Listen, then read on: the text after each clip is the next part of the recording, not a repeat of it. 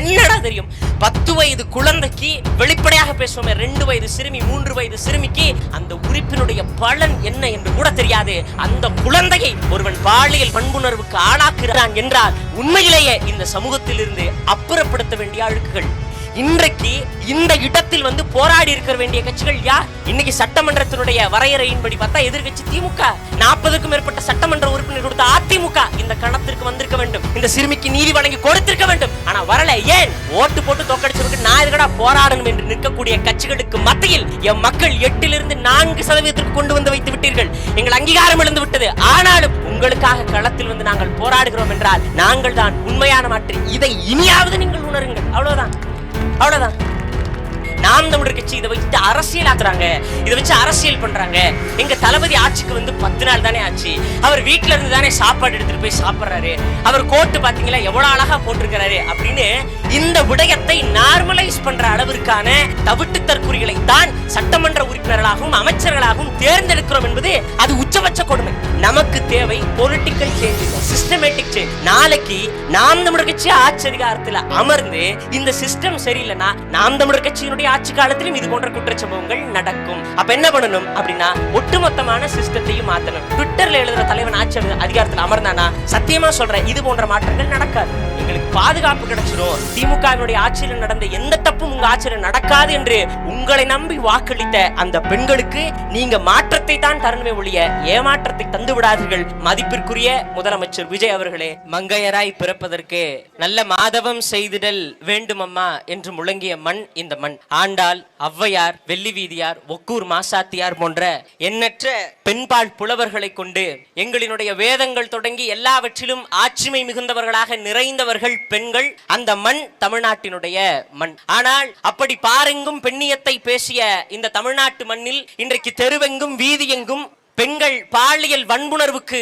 ஆளாகிறார்கள். 2 வயது சிறுமி, 3 வயது சிறுமி, 10 வயது சிறுமி என இந்த வயது வித்தியாசம் கூட பார்க்காது. இன்னும் சொல்ல வேண்டுமானால் 80 வயது வரை உள்ள பெண்களுக்கு கூட இந்த தேசத்தில் பாலியல் வன்புணர்வு ஆளாக்கப்படுகிறார்கள் என்றால் உண்மையிலேயே இந்த தமிழ் சமூகம் எப்படியாப்பட்ட ஒரு நோக்கத்தில் சென்று கொண்டிருக்கிறது என்பதை நாம் புரிந்து கொள்ள வேண்டும். முதலில் இதை உளவியலாக நாம் பார்ப்போமே. இந்த சமூகத்தில் இன்று வரை பாலியல் வன்புணர்வுக்கு ஆளாக்கப்படுகிறவர்கள் பெண்கள். அந்த பெண்களிடம் போய் எல்லோரும் சொல்கிறது, உன்னிடத்தில் வந்து ஒருவன் உன் வாயை தொட்டால் அல்லது தொடக்கூடாத இடத்தில் தொட்டால் அது பேட் டச் என்று பெண்களிடத்தில் கற்பிக்கின்ற இந்த சமுதாயம் ஏதாவது ஒரு ஆணிடத்தில் போய் இந்த இடத்தில் நீ பெண்ணை தொடக்கூடாது என்று ஆணுக்கு இந்த சமூகம் கற்பித்திருக்கிறதா என்றால் இல்லை. அந்த இடத்தில் உளவியலாக முதலில் இந்த சமூகம் தோற்று போகிறது.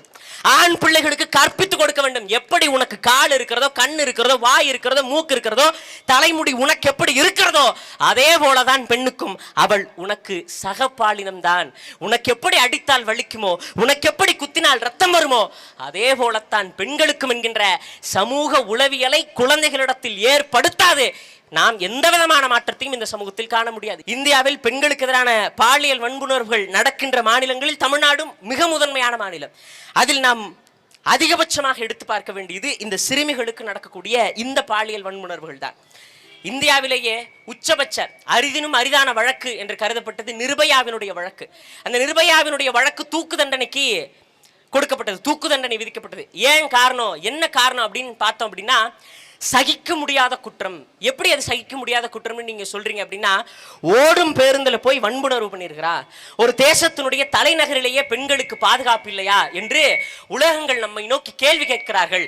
ஆதலால் சகிக்க முடியாத குற்றத்திற்கு உச்சபட்ச தண்டனையாக மரண தண்டனை தான் வழங்க வேண்டும் என சொல்லி நிர்பயாவினுடைய வழக்கிற்கு மரண தண்டனை வழங்கப்பட்டது. எப்படி அங்கே ஒரு நிர்பயாவுக்கு நீதி கிடைத்ததோ அதே போல எங்கள் தேசத்தில் கற்பழிக்கப்பட்ட இந்த சிறுமிக்கும் நீதி வேண்டும். அவர்கள் தூக்கிலிடப்பட வேண்டியவர்கள்.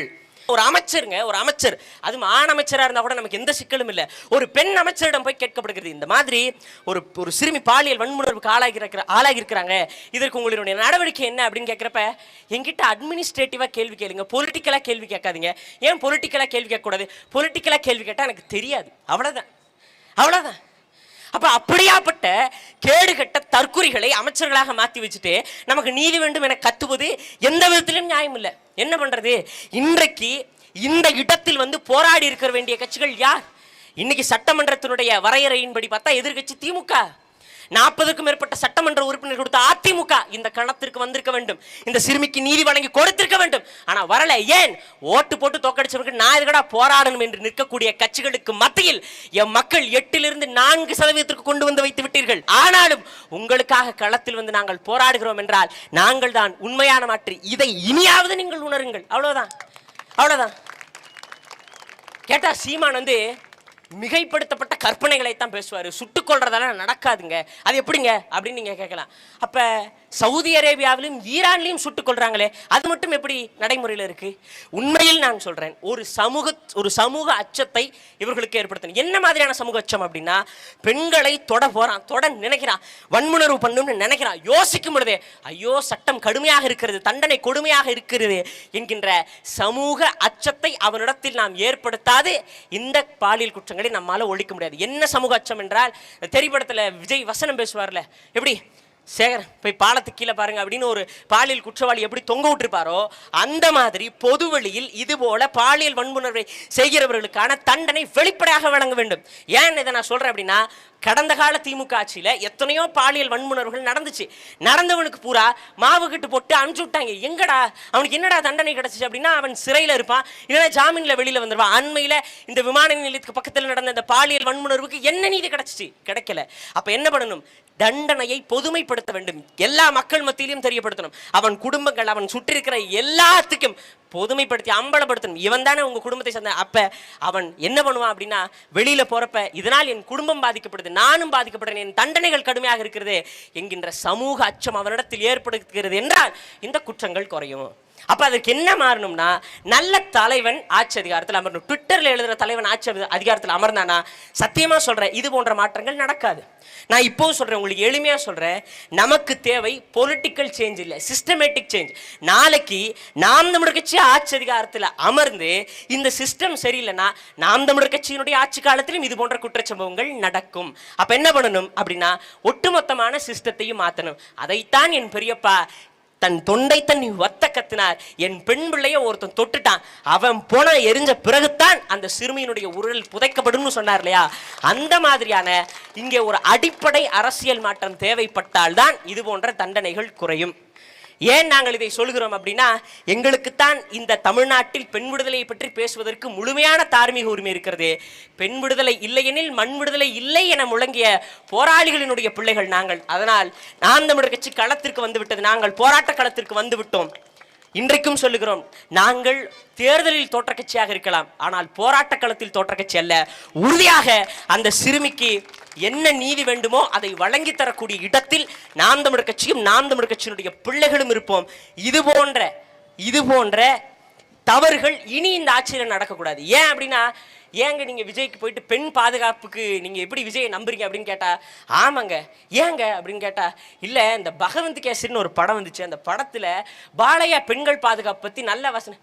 பாலையாக்கு விஜய்க்கு என்னடா சம்மதம்? அந்த ரீமேக் தானங்க ஜனநாயகனா வரப்போகுது, அதனாலதான் நாங்க நம்பி ஓட்டு போட்டோம்னு சொல்ற அளவுக்கான தற்குறிகள் எல்லாம் உங்களுக்கு வாக்கு செலுத்திருக்கிறாங்க. அதிலும் குறிப்பாக பெண்கள், எங்களுக்கு பாதுகாப்பு கிடைச்சிரும், திமுகவினுடைய ஆட்சியில் நடந்த எந்த தப்பும் உங்க ஆட்சியில் நடக்காது என்று உங்களை நம்பி வாக்களித்த அந்த பெண்களுக்கு நீங்க மாற்றத்தை தான் தரணுமே ஒழிய ஏமாற்றத்தை தந்து விடாதீர்கள். மதிப்பிற்குரிய முதலமைச்சர் விஜய் அவர்களே, நன்றி, வணக்கம். நாம் தமிழர்.